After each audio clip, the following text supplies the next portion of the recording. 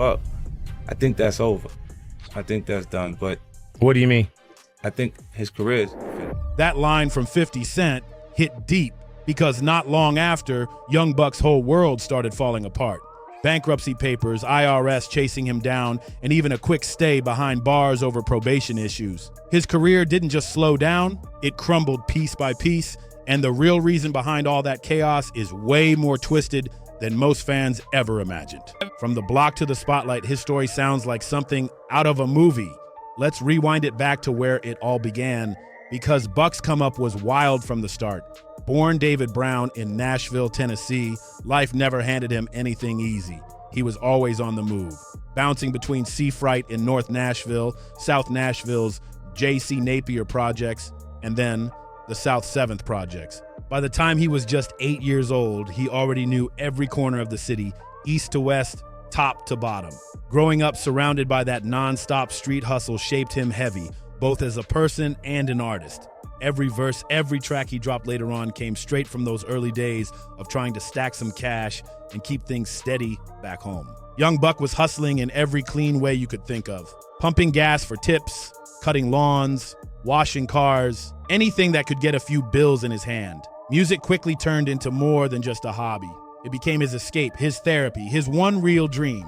He started freestyling with his crew, battling anyone brave enough to step up, and soon his name started buzzing all through Nashville's underground hip-hop scene. Now here's where things get wild and show just how deep Buck's grind really went. One day, Buck and his homie came across a CD from BG called Chopper City, and on the back was a phone number for Cash Money Records. What did happen was Buck and Lil Jimmy ended up meeting everybody at Cash Money Records, and the first thing that Birdman told Buck was to spit a freestyle for him, and he put him up against Lil Wayne at that time, and they went back and forth, and that ended up impressing Birdman. These two young dudes had no connections, no plan, just pure ambition, and they actually called that number with the boldest idea ever. They told Cash Money that they wanted to book them for a show in Nashville for $5 grand.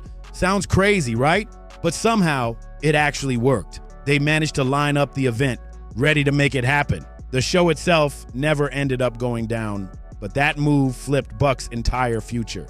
Birdman caught wind of that wild call and was so impressed by the nerve and drive behind it that he invited Buck down to New Orleans. At just 14 years old, young Buck made one of the biggest choices of his entire life. He dropped out of school to chase music full-time.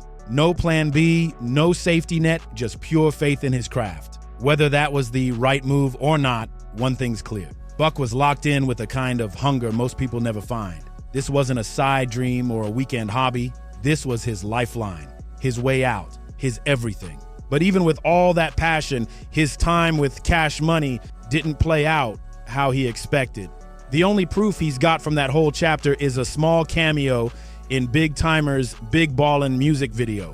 By 1999, Buck had reached his limit. He was watching everyone else around him take off while he was still waiting for his turn. So he made the bold move to walk away from Cash Money and head back to Nashville to do it his own way. No more waiting, no more begging for a shot. Still, those years weren't a waste. Buck picked up priceless game about the music industry and built real connections that would shape his future, linking up with legends like DJ Paul from 3-6 Mafia and Juvenile. Those relationships, they'd end up being major later on. Back in Nashville, Buck reconnected with his crew and went full throttle as an independent artist. No label money, no corporate push, just straight grind and street hustle. On August 22nd, 2000, he and his partner DJ dropped Thug Until the End, and the crazy part, this indie project actually charted. It hit number 34 on the US R&B chart and number 17 on the independent charts. A massive win for a young artist coming straight out of Nashville with nothing but determination and raw talent. This was a massive win for Buck. He managed to move around 10,000 units all on his own. No big label, no marketing team, just straight grind out the trunk. That might not sound huge next to major label numbers, but for an independent artist doing it all himself, that was serious. More than the money, it proved something powerful, that his music had real fans and a real audience who connected with his story. Then came a hard wake-up call that completely flipped his mindset.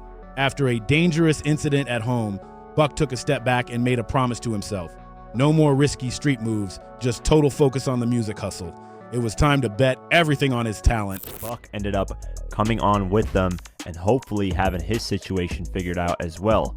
But as years went on, Buck said he spent 3 to 4 years with Cash Money and none of his music ever got released. He got essentially put on the back burner while the other artists on Cash Money like Lil Wayne, Juvenile, BG, so on and so forth, ended up blowing up. And right when he needed it most, opportunity came knocking through an old Cash Money connection. DJ Paul from 3-6 Mafia. Paul had always respected Buck's grind and wordplay, and when he heard about what Buck had been through, he reached out immediately. He got Project Pat to scoop Buck up from Nashville and bring him to Memphis to hit the studio and lay down some heat. Those sessions ended up giving Buck his first major album placement, a feature on 3-6 Mafia's When the Smoke Clears, 66-61. That was the exact boost he needed, a real look that started putting his name out there. Even though he didn't officially sign with 3-6 Mafia, that moment changed everything. He went back to Nashville more motivated than ever, still independent, but now with a bigger name, stronger connections, and the confidence to keep pushing his own lane. Let's rewind a bit because how young Buck actually landed in G Unit is wild from start to finish. Before that major run, an unexpected call came through from his old connection, Birdman from Cash Money, with a brand new proposition. Things had changed a lot since Buck's first go-round with Cash Money in the late 90s. The label was now massive. Bigger offices, luxury rides everywhere, and the whole team living on another level. Birdman wanted Buck to be part of a fresh group he was forming called Head Buses. So Buck hopped on a flight back to New Orleans, ready to see what was up. But once again, history started to repeat itself, and not in a good way. After hanging around for about a week, waiting for real progress, Buck started realizing nothing solid was happening. No contracts, no studio schedule, just talk and promises that didn't seem to move. But this time, Buck wasn't the same young kid who would just sit and wait. He'd grown, had real responsibilities, and things happening back home. He couldn't afford to waste time hoping something would fall into place. You could tell he was itching to make his next move count. Then, out of nowhere, fate stepped in. Juvenile walked into the Cash Money offices and was stunned to see Buck still waiting around. Juve himself was in the middle of figuring out his next chapter and had his own issues with Cash Money at the time. After catching up, Juvenile looked at Buck and made an offer that would flip the script completely. An opportunity that would soon push Buck straight into one of hip-hop's biggest movements ever. Young Buck officially linked up with Juvenile's UTP Records, marking a new chapter in his grind. But here's where Buck's sharp instincts really kicked in. Even when Juvenile handed him the contract, Buck didn't rush to sign it. Instead, he took it home, slid it under his bed, and never put pen to paper. That move showed serious awareness. Buck had learned from past situations and wasn't about to get trapped again.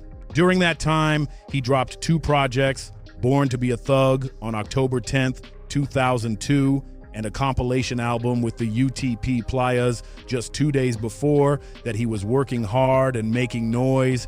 But technically, he was still an independent artist with no official contract. Why? Because Buck was paying attention. Out of my ordeal back in the streets, I ended up getting shot in a home invasion and a robbery. One in the arm and one in the upper thigh area. It was enough for me to wake up and really realize that, yo, if this shit keep going on like this, I'm either to get killed or I'm gonna go to jail. And I really realized that because I was getting down for real. Really started to devote more of my time to the music then, the studio. He saw what went down at Cash Money and noticed Juvenile was starting to deal with his own major issues there too. Things didn't seem steady, and Buck wasn't trying to get caught in the middle of someone else's label drama. At one point, Juvenile even told Buck straight up that if a better opportunity came his way, he should take it.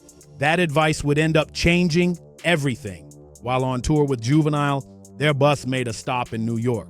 And this was back in 2002 when 50 Cent had the entire city lit up. He was the hottest name out there with everybody talking about him. Crazy thing is the tour bus driver had a connection to 50's former manager, Shaw Money XL. Buck kept pressing the driver, asking if he could get 50 to come through so they could possibly cook something up. And guess what? It actually happened. 50 showed up on the bus, but he was there to record with Juvenile, not Buck. Still, Buck saw his shot. while 50 and Juvenile were in the back of the bus laying down tracks. Buck started playing his own solo joints up front for Lloyd Banks and Tony Yayo, who were also there. One of those tracks instantly grabbed Lloyd Banks' attention. He liked it so much, he took that beat straight to the back of the bus to show 50 himself. 50 ended up jumping on that track. And that very song would turn into Bloodhound on the legendary Get Rich or Die Tryin' album. Even though it wasn't technically the first song featuring all four of them together, that credit goes to A Little Bit of Everything from the 50 Cent Is the Future mixtape. Bloodhound was the one that officially put Young Buck on the map for the world to see. At that moment, 50 really took a liking to Buck's energy and talent. He couldn't sign him just yet, though, since even 50 himself wasn't officially under a major label at the time. But here's the twist. 50 never forgot about him. And when things eventually fell apart with UTP, just like Buck had predicted, Destiny stepped in once more with perfect timing. 50 hit Buck up with an invite that most artists could only dream of. He wanted Buck to fly out to Los Angeles to link up with him, Eminem, and Dr. Dre. The plan to officially bring Buck into the G-Unit family. For someone who had fought through so many setbacks, this was like the ultimate payoff. The chance to stand next to hip-hop giants and finally be seen on a worldwide level. Buck's first major feature under G-Unit Records was that same Bloodhound joint on Get Rich or Die Tryin'. But 50 had a game plan. Instead of rushing Buck's solo project, he wanted to build him up the right way. So the team dropped the G-Unit group album Beg for Mercy first, the perfect way to introduce Buck as part of the crew. The album went crazy. Beg for Mercy peaked at number 2 on the Billboard 200, moving 377,000 copies in its first week. Since then, it's sold over 2.7 million copies in the US and nearly diamond worldwide. That's legendary status. With all eyes now on him, Buck followed the G-Unit playbook flawlessly. On May 31st, 2004, he dropped his own mixtape called Welcome to the Hood, hosted by DJ Whoo Kid, setting the perfect stage for his solo debut. And just a few weeks later, on July 2nd, 2004, the world would finally get the full taste of what Young Buck could really do. Juvie happened to pull up at the office, and when he pulled up, he was kind of shocked to see me there. I'm like, I've been here for a whole week. And he was like, man, you want to get up out of here for a minute? You know what I'm saying? And I took that ride with Juvie, and that's where my career started, with Juvie. The first single, Let Me In, featuring 50 Cent, dropped and hit number 34 on the Billboard Hot 100, a strong start for Buck's solo run. Then came the big moment on August 24th, 2004, when he released his debut album, Straight Outta Cashville. The numbers were wild, debuting at number 3 on the Billboard 200 and selling over 361,000 copies in its first week before going platinum. His second single, Shorty Wanna Ride, became his highest charting solo hit, peaking at number 17. But more than record sales, Buck made history, breaking what locals called the Nashville curse, proving that an artist from the city could dominate hip-hop, not just country. That move opened the door for an entire new wave of Southern talent. Then came the night that changed everything, the 2004 Vibe Awards. The room was packed with heavy names, Dr. Dre, Eminem, 50 Cent, the whole G-Unit squad, and Suge Knight. A chaotic moment broke out after an altercation near the stage, and Buck's name got caught up in the headlines that followed. He later turned himself in and, after a long legal process, received probation and community service. A dramatic twist during what should have been his peak moment. That wild award show moment might have ended with light consequences, but it marked the first big warning sign. Proof that Buck's loyalty and street instincts could sometimes cost him everything he built. Still, he refused to slow down. In 2005, Buck stayed on the grind, linking up with 3-6 Mafia on their smash hit, Stay Fly, which peaked at number 13 on the Billboard Hot 100 and went double platinum. That same year, he dropped an independent project to spotlight new talent under G-Unit South, the label 50 Cent had trusted him to lead.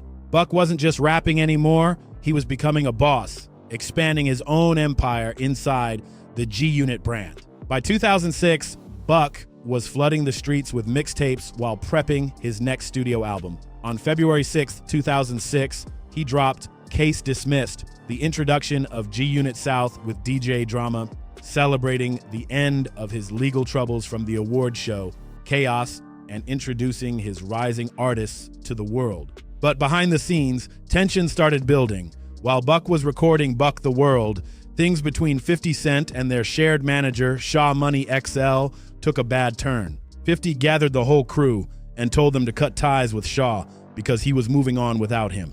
Here's where things got complicated. Buck's loyalty kicked in again. He was tight with Shaw, even serving as best man at Shaw's wedding. To Buck, Shaw Money wasn't just a manager. That was family. He had no issues with Shaw and didn't see a reason to cut him off when there was no personal beef between them.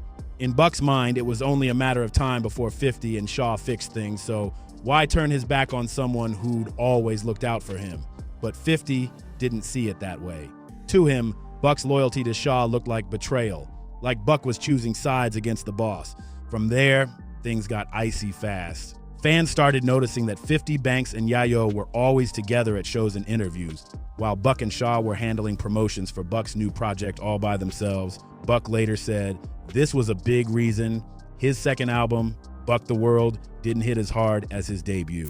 A week after the deal fizzled out with UTP, 50 Cent ended up calling Young Buck and said, "Hey, we want that Bloodhound track. We'll pay you $20,000 for it.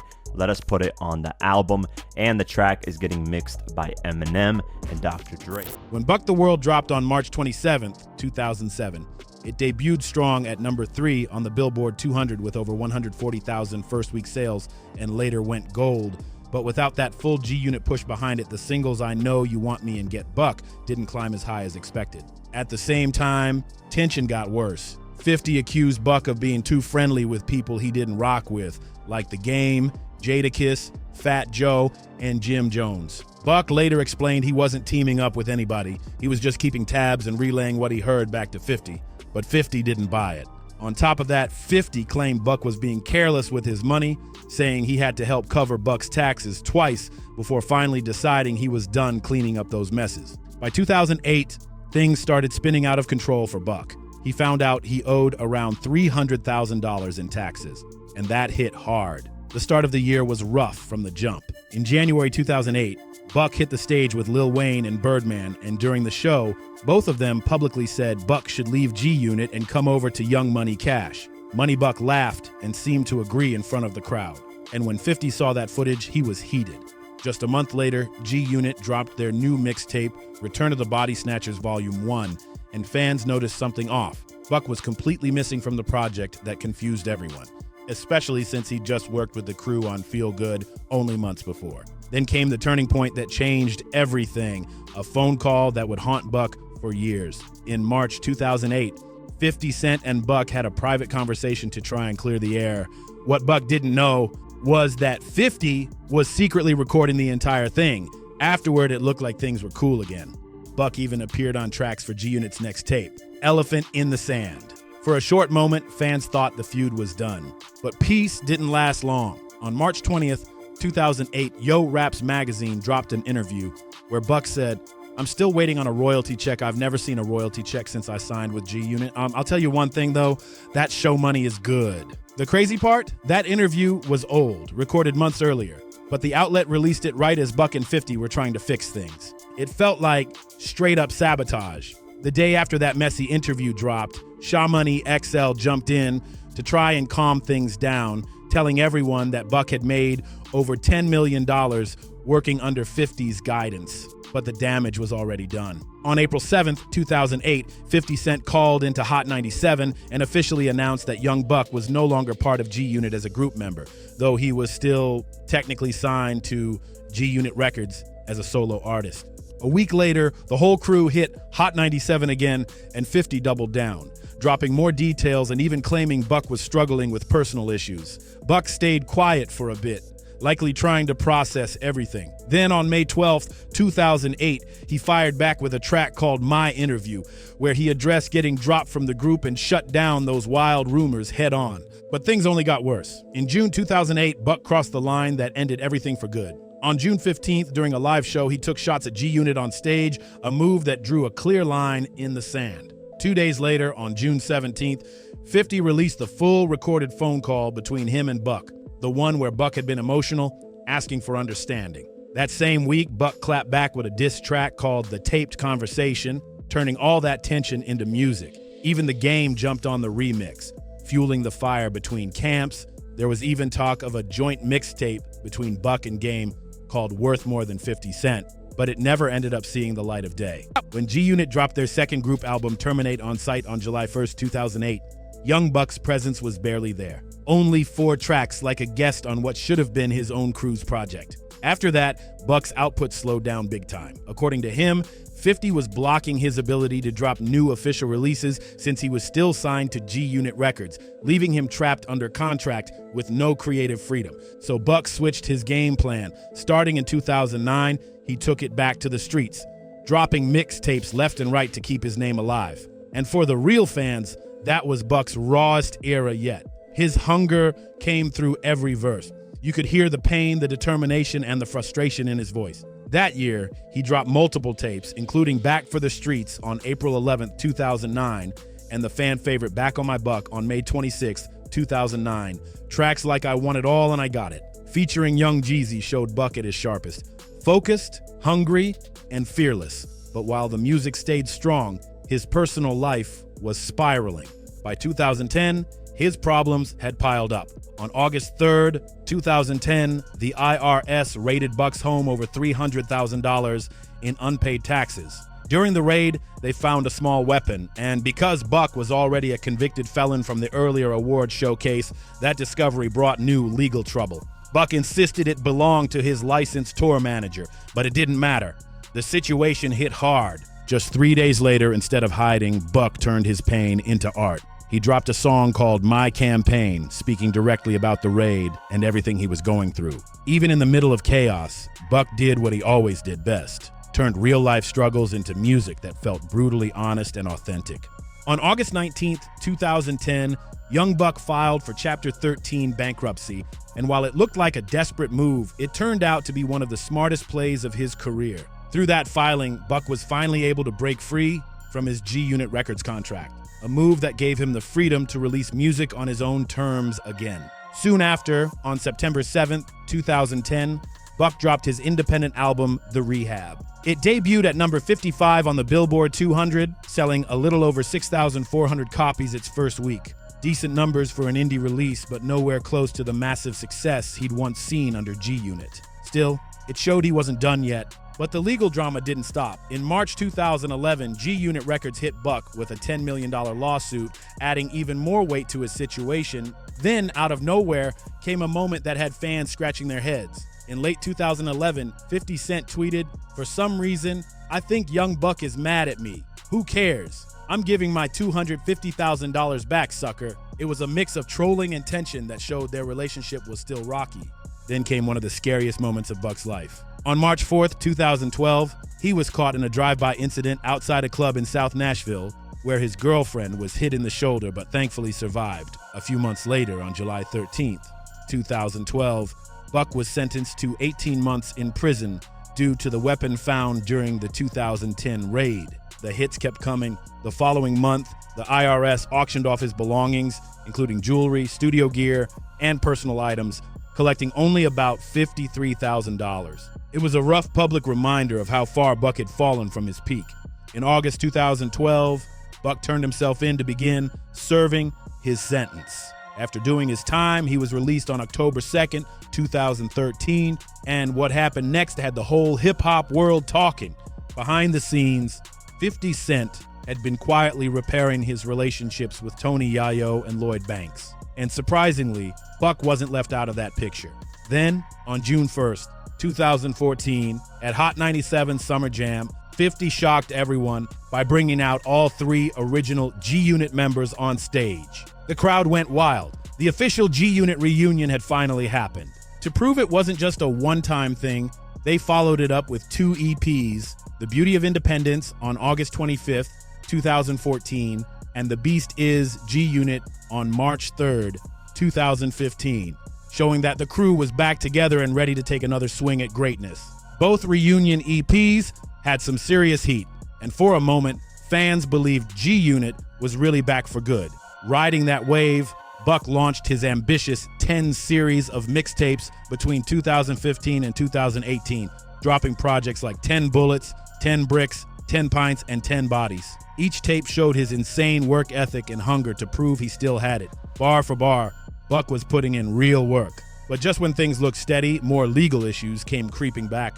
On July 15th, 2016, Buck got locked up for reportedly making threats toward his ex's apartment, which landed him 7 months behind bars after serving his time. He came home and bounced right back, dropping the single Can't Lose on March 30th, 2018, a crazy track that should have blown up way bigger than it did. Fans were hyped again when Buck announced his third studio album, with both 50 Cent and Dr. Dre set to executive produce it. That lineup sounded legendary, but sadly, the piece didn't last. The tension with 50 flared up again after 50 claimed Buck owed him $300,000, putting a halt to anything Buck tried to release with cease and desist orders. Then came another storm. In 2019, a private phone conversation leaked online and instantly went viral. Instead of handling it quietly, 50 jumped online with posts mocking Buck, making the situation way worse and officially shutting down any chance of another G-Unit reunion. By 2020, Buck filed for bankruptcy again, not just to escape mounting debt, but also to get out from under the G-Unit contract once and for all. After a long legal fight, the case finally ended in 2023, when Buck agreed to pay about $200,690 of the alleged $250,000 owed. To cover it, he sold off assets worth roughly $1.05 million, spending nearly half on legal fees and using the rest to clear remaining debts. Then, in April 2025, Buck faced more setbacks, arrested again, and sentenced to 30 days in jail over bond supervision issues tied to an older case. He was released around May 12, 2025, and now awaits trial in January 2026. Despite everything, Buck seems more grounded than ever. He's active online, showing love to fans and celebrating milestones like the 18th anniversary of Straight Outta Cashville. These days, he's focused on rebuilding, staying positive, and shaping his legacy instead of dwelling on the past. If you made it this far, hit that like, share, and subscribe. And stick around to see what's happening in our hood next.